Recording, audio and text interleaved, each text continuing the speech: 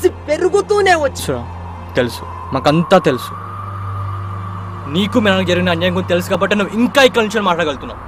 నువ్వు గెలవడం కసిని పెంచుకోవడం తప్పు కాదు, ఆ కసితో పాటు మనుషులపై ద్వేషాన్ని పెంచుకుని చూడు, అది తప్పు. మరేం చేయాలి? ఎలా వచ్చాను రా యూనివర్సిటీకి, టాపర్లా వచ్చాను. మరిక్కడ నా లైఫ్ లో ఫస్ట్ టైం ఓటమి రుచి ఎలా ఉంటుందో చూపించాడు ఈ సిద్ధార్థ్ గారు. బట్ అలా గెలవడం వాడి తప్పు కాదు. నేనంటే వాడికి చాలా ఇష్టం, నేను ఒప్పుకుంటా. కానీ సంవత్సరం నుంచి ఓడిపోతున్నాను అన్న తింగుంది చూడు, అది నాకు నచ్చలేదు. నేను చచ్చిపోవడానికైనా సిద్ధమే కానీ ఓడిపోవడానికి ఏమాత్రం సిద్ధం కాదు. వాణ్ణి చంపాలనుకుంటే ఏ రోజో వాణ్ణి చంపేసేవాణ్ణి, కానీ సంవత్సరం ఓపిక పట్టా. అప్పుడు ఒక్కసారి గతాన్ని గుర్తు తెచ్చుకుంటే అందులో నాకు జరిగిన అన్యాయం ముందు వీడు చూపించిన ప్రేమ చాలా చిన్నదిగా కనిపించింది. అందుకే వాడిని చంపాలనుకున్నాను, వాడికి చావు గడియ పెట్టాను, చేతబడి చేశాను. రేయ్ తెలుసురా, మాకు నీపై జరిగిన అన్యాయం గురించి మొత్తం తెలుసు. దానికి నువ్వు వాడిని చంపడానికి ఎక్కడైనా సంబంధం ఉందారా? ఎంతసేపు ఓడిపోయాను అనుకోవడం తప్పించి ఎప్పుడైనా సిన్సియర్గా గెలవడానికి ట్రై చేసావా? నువ్వు చేసే హార్డ్ వర్క్కి, నీకున్న టాలెంట్కి నువ్వు కూల్గా ఉండుంటే తప్పకుండా టాప్ 1 ర్యాంక్ వచ్చేది. నీకు వాడికన్నా ఒక్క ర్యాంకే తక్కువ వచ్చింది, కానీ నువ్వెప్పుడూ ఓడిపోలేదు. అసలు వాడికి నీకు డిఫరెన్స్ ఏంట్రా? ఏమీ లేదు.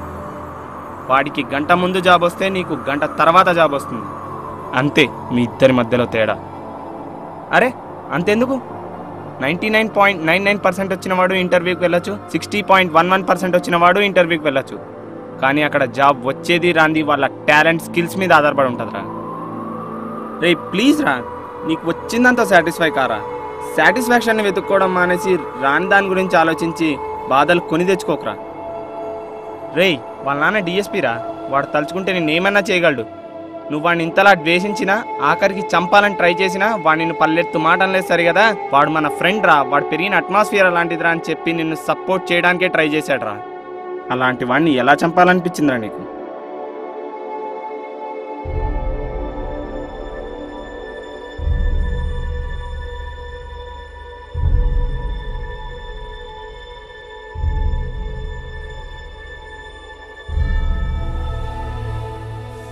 ఐ హ్యావ్ డన్ రాంగ్ రా, తప్పు చేశాను రా. నిజంగా నేను చంపాలని ఉద్దేశం లేదురా. పర్లేదురా, నేను నిన్ను అర్థం చేసుకోగలను. జరిగినంత మర్చిపో, టేక్ ఇట్ ఈజీ. ఈ రోజు నుంచి ఫ్రెండ్స్లా ఉందాం.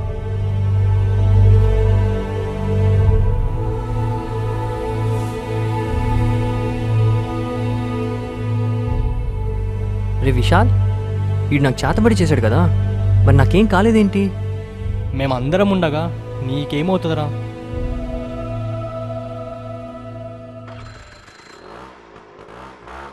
రే అక్కడ బుక్ మర్చిపోయాను రా, వెళ్ళి తెచ్చుకుంటా. ఓకే, త్వరగా రా.